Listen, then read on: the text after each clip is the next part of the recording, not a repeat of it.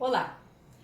Nessa videoaula 3, nós veremos a sociedade, a economia, a cultura, a religião do Egito Antigo.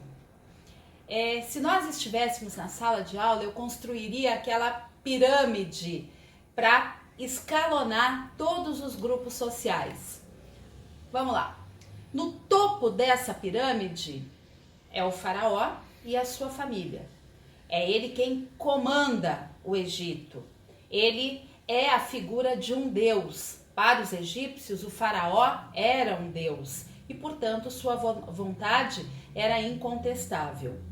Abaixo dele na pirâmide, a gente tem os sacerdotes, que também eram de famílias nobres, podiam ser homens e mulheres e tinham muito poder. Eles arrecadavam impostos, eles redistribuíam o alimento para a população, eles comandavam os rituais religiosos nos templos, enfim, era um grupo que tinha muito poder no Egito. Abaixo deles, mas também poderoso, vem o grupo dos escribas. Escriba é o funcionário, é o alto funcionário. Normalmente eram os que tinham o conhecimento da escrita, né? A grande maioria da população não sabia ler ou escrever, mas os escribas sim. Então eles registravam o que entrava, o que saía, eles controlavam as cheias do rio através das suas anotações para saber se estava tudo correndo normalmente no ano, se as cheias aconteceriam na época certa. Eles registravam, né? Eles eram os altos funcionários do Estado. Abaixo deles, mas também ainda importante, temos os guerreiros, os militares, que além de fazerem a proteção desse grupo da elite e do faraó, eles se encarregavam das guerras, da proteção externa. Depois veio o grupo dos trabalhadores, né? Artesãos, comerciantes, e é interessante porque o trabalho deles na confecção de barcos, de papiro, de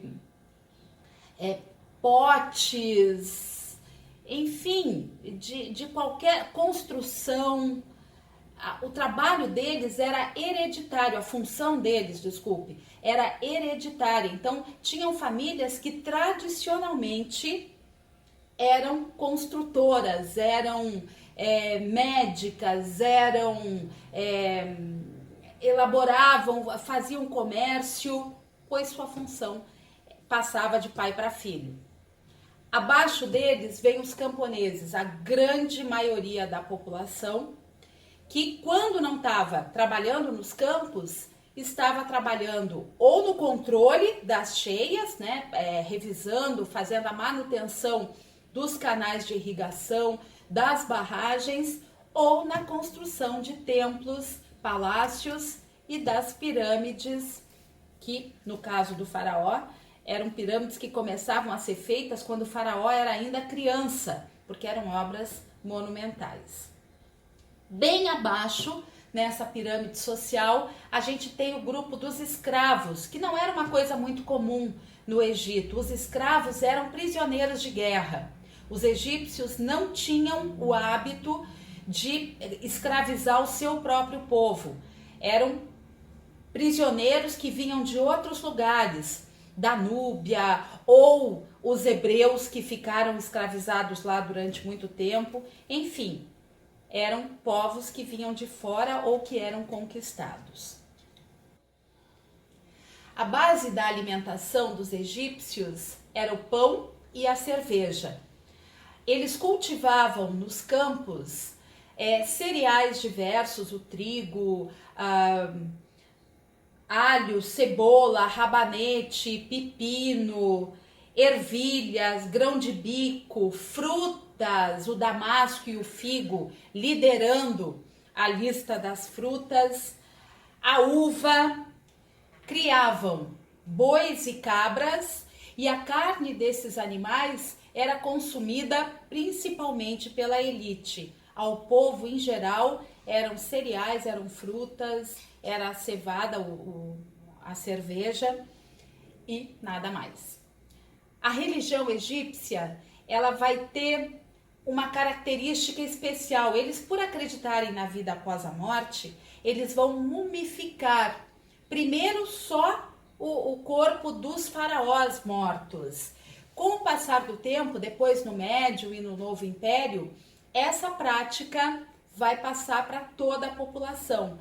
Então, por acreditarem na vida após a morte, eles vão mumificar os corpos e a partir da mumificação, o conhecimento de anatomia, o conhecimento médico egípcio vai ser muito superior a outros povos da antiguidade. Eles eram politeístas e seus deuses tinham forma humana e animal. A gente chama isso de antropozoomorfismo, ou seja, característica de homem, antropo, animais, zoomorfismo, forma. Por um breve período, eles se tornaram monoteísta. O faraó Amenófis IV tentou uma reforma religiosa, ele se deu bem enquanto ele estava no poder, mas quando ele morre, volta-se ao politeísmo, ao que era desde o tempo do Antigo Império. Para saber tudo isso a respeito da história egípcia, foi fundamental a tradução da escrita hieroglífica. Ela só foi possível a partir de uma descoberta sensacional, a chamada Pedra de Roseta. Nessa pedra tinham 3 escritas, né, sob o mesmo texto.